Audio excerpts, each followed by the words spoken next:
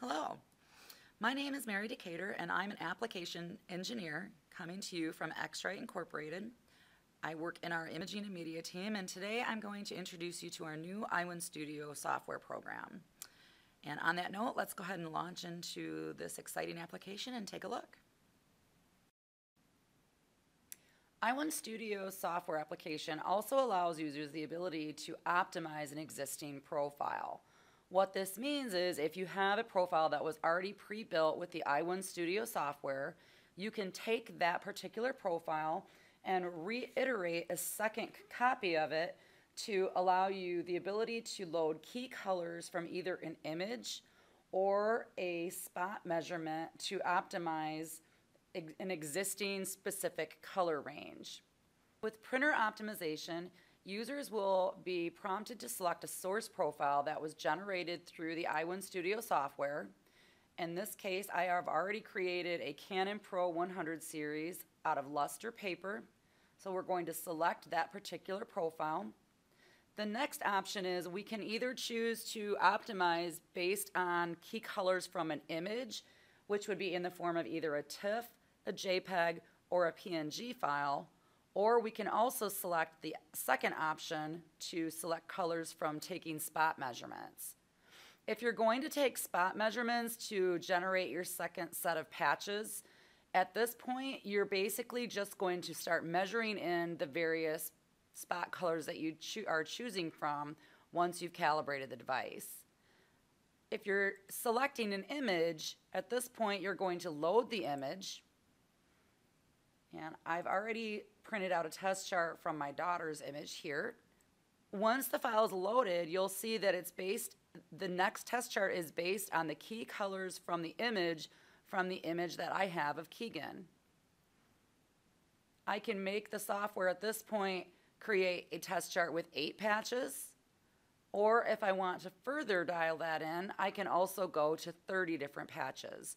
This is the number of patches that the user will print out and re-measure with their device. Once I'm happy with this selection, I'll go to the next selection. Now I'm going to print the next set of test chart the same way we did when we built our printer profile. Once we have our new test chart for the optimization printed, go ahead and click on Next, and now the software will once again prompt us to calibrate the device if that's necessary. So we're going to move the device into the 7 o'clock position and press the Calibrate option. After the calibration is completed, the software will prompt you to move the device back into the measurement or the 6 o'clock position, and the screen will now move to the measurement options to begin measuring your test chart.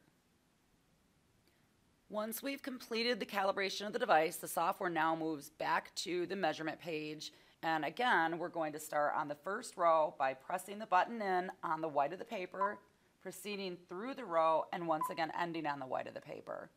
And we'll continue that through this test chart as we did the same way with the regular printer profiles.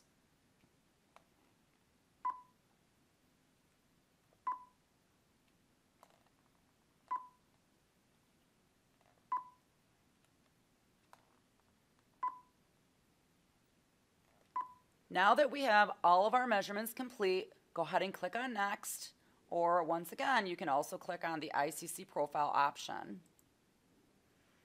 One thing I'd like to point out, with the file name of an optimization profile, it's going to give you the same name except for the time and the date may differ depending on when you've created the profile. I recommend adding OPT at the beginning of the file name so that you know that this is an optimization profile. When I'm doing a black and white profile, I do the same thing similarly, only instead of doing the optimization, I would just simply put BW for black and white. That's my own personal preference to just allow me to maintain and organize all of the various profiles I have on my computer system and what I'm using for each workflow. Once you're satisfied with the file name, click on the Save Profile option, and again, the software will go ahead and generate the profile that's in progress, showing you the progress as it's going through at the bottom of the ICC profile. Here you still have the question mark, but as this profile is completed, you'll notice that the question mark will disappear and your profile has been saved. And you'll be prompted that the profile was in fact created. And once your profile has been generated, you're simply going to click on OK, which will return you back to the home screen of i1Studio software. I hope that this has been helpful, and please have a nice day.